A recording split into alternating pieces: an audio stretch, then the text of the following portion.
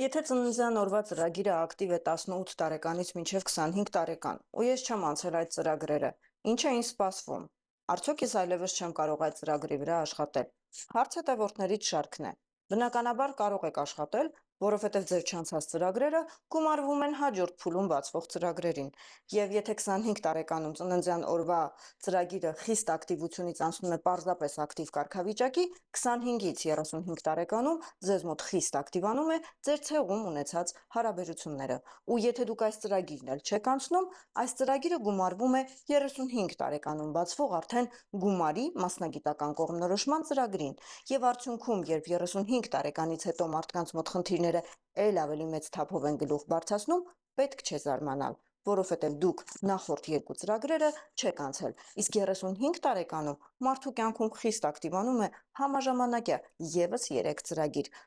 գումարի, հարաբերությունների եւ առողջության։ Եվ ամենակարևորը, մինչև կյանքի ավարտ այս բոլոր ծրագրերը ակտիվ են, ու դուք ցանկացած իրավիճակում, եթե չեք կարողանում ժամանակին անցնել, այդ ծրագրերը անհրաժեշտ է հետագայում անցնել, որովհետև ցանկացած ծրագիր, որը դուք չեք անցել, ինքը կյանքի ցանկացած փուլում ձեզ զգացնել է տալիս խնդիրների տեսքով։ Եթե ցանկանում ես, որպեսզի շտկես քո կյանքի ընթացքը, ապա ուղարկիր ինձ ծրագիր բառը, կուղարկեմ վերլուծության մանրամասները։